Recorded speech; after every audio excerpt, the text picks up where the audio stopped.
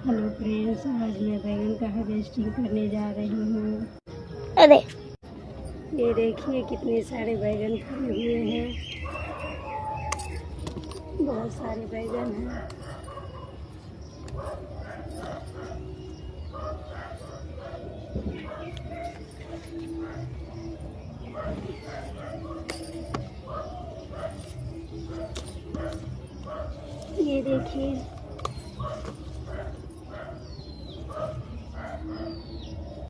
ये देखिए कितने सारे मैंने बैंगन तोड़।